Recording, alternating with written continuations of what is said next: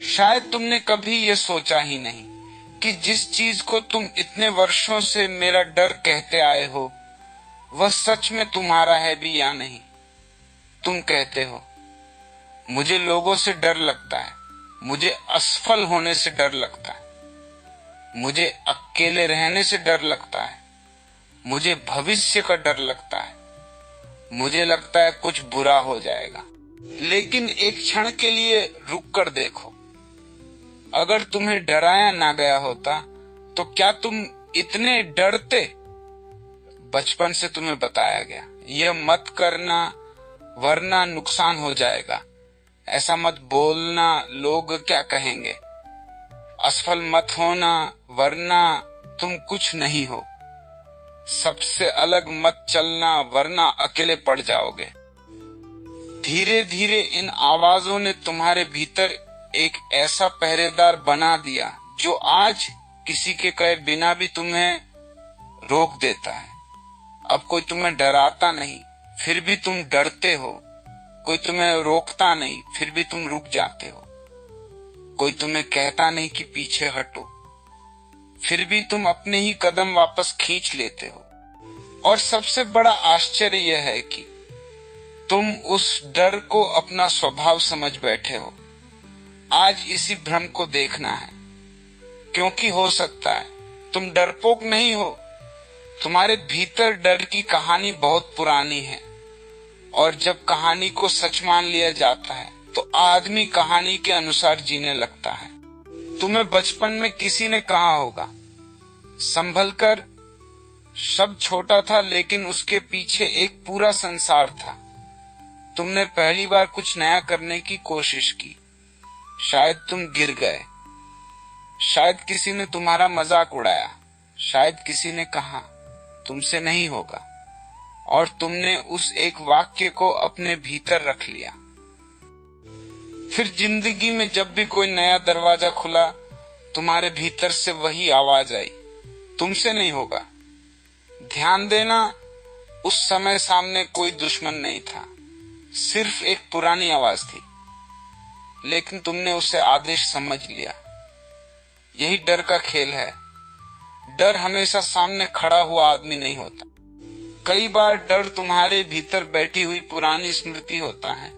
तुम वर्तमान में खड़े होते हो लेकिन निर्णय अतीत ले रहा होता है। तुम्हारे सामने नया अवसर आता है लेकिन तुम्हारा मन पुराने अनुभव निकाल कर कहता है पहले भी तो ऐसा हुआ था, और तुम पीछे हट जाते हो। तुम्हें लगता है मैंने समझदारी दिखाई, लेकिन शायद तुमने समझदारी नहीं दिखाई, तुमने सिर्फ पुराने डर को सुरक्षित रखा। यही कारण है कि कई लोग जिंदगी भर सुरक्षित रहते हैं लेकिन कभी सच में जीते नहीं। वे गलती नहीं करना चाहते इसलिए कोशिश नहीं करते, वे हारना नहीं चाहते इसलिए मैदान में उतरते ही नहीं, वे लोगों की हंसी से बचना चाहते हैं इसलिए अपनी आवाज दबा देते हैं, वे अकेले होने से डरते हैं इसलिए ऐसे रिश्तों में भी टिके रहते हैं जिनमें उनका मन मर चुका होता है। और फिर एक दिन वे कहते हैं मेरी जिंदगी ऐसी क्यों है? जिंदगी ऐसी नहीं थी, तुमने उसे डर के हिसाब से चुना था। यह बात सुनने में कठोर लग सकती है, लेकिन कभी कभी कठोर सत्य वह दरवाजा होता है जिससे होकर आजादी भीतर आती है। अब जरा अपने जीवन को देखो, तुम्हें सबसे ज्यादा डर किस बात का है? लोगों की राय, पैसे की कमी, असफलता, अकेलापन, रिश्ता टूटने का डर, भविष्य का डर, मृत्यु का डर, या यह डर कि कहीं तुम वही व्यक्ति ना रह जाओ जो तुम आज हो? जिस डर का नाम तुम तुरंत बता सकते हो, उससे भी ज्यादा महत्वपूर्ण वह डर है जिसका नाम तुम नहीं बता पाते, क्योंकि अनजाना डर आदमी को सबसे ज्यादा नियंत्रित करता है। तुम किसी कमरे में बैठे हो, दरवाजा बंद है, तुम्हें पता नहीं कि बाहर क्या है, तुम्हारा मन तुरंत कल्पना शुरू कर देगा। शायद कोई खतरा होगा, शायद कुछ गलत होगा, शायद मेरे साथ कुछ हो जाएगा। देखो अभी कुछ हुआ नहीं, लेकिन मन ने भविष्य में एक घटना बना दी और तुम वर्तमान में बैठकर भविष्य की काल्पनिक घटना से डरने लगे। यही मन की अद्भुत क्षमता है। वह ऐसी चीज से भी तुम्हें डरा सकता है जो अभी अस्तित्व में ही नहीं है, और तुम उस कल्पना को इतना वास्तविक बना देते हो कि शरीर सचमुच प्रतिक्रिया करने लगता है। दिल तेज धड़कता है, सांस बदल जाती है, हाथ कांपने लगते हैं। कई बार खतरा बाहर कहते हो, देखा तुम्हारे भीतर पैदा की गई तस्वीर इतनी शक्तिशाली थी कि शरीर ने उसे सच मान लिया। अब यहाँ से एक बहुत महत्वपूर्ण बात शुरू होती है। डर को हराना नहीं है, डर से लड़ना भी नहीं है, क्योंकि जिस चीज से तुम लड़ते हो उसे तुम और ताकत देते हो। बस उसे देखना है। जब अगली बार तुम्हें डर लगे, तुरंत यह मत कहना मुझे डर नहीं ना चाहिए। बस पूछना डर किस बात का है। फिर दूसरा सवाल, क्या ये अभी हो रहा है? और तीसरा, या मेरा मन मुझे भविष्य की एक कहानी सुना रहा है? बस इतना पूछना।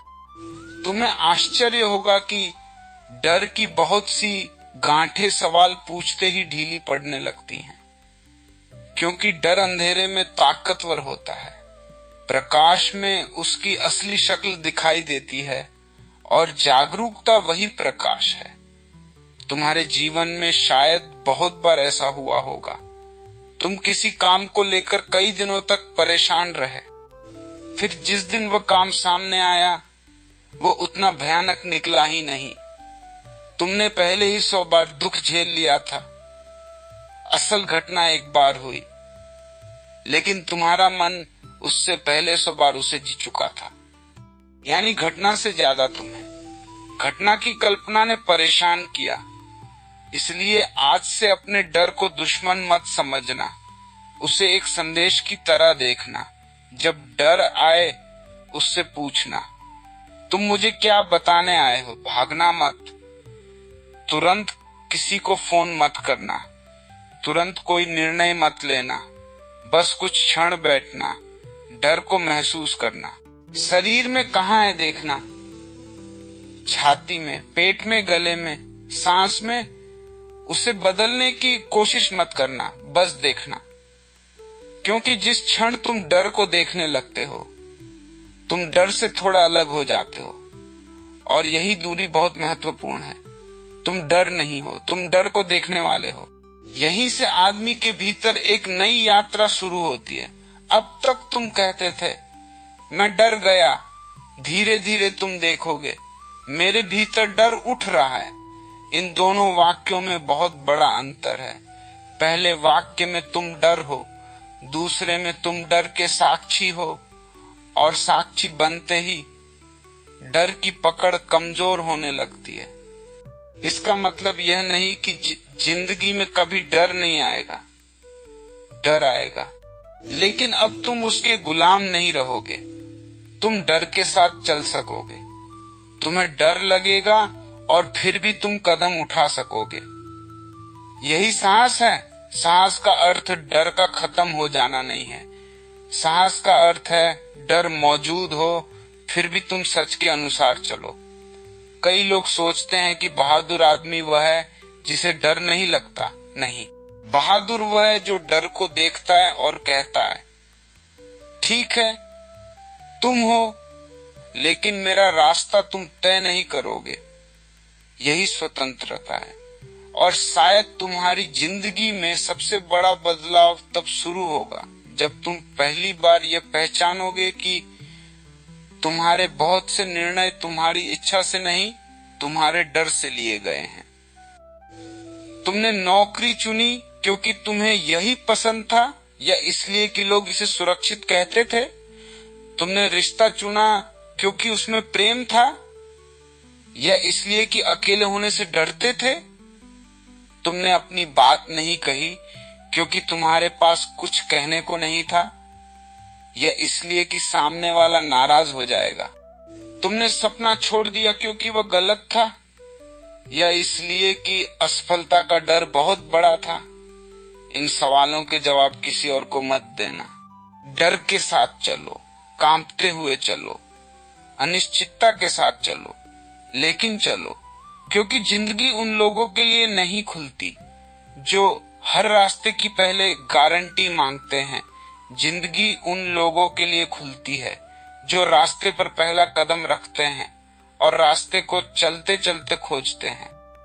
और शायद आज तुम्हें पहली बार यह समझना है, तुम्हें डर से मुक्ति नहीं चाहिए, तुम्हें डर के प्रति अपनी गुलामी से मुक्ति चाहिए। क्योंकि डर आएगा, लेकिन अब फैसला तुम करोगे। डर कहेगा रुक जाओ, तुम पूछोगे क्यों?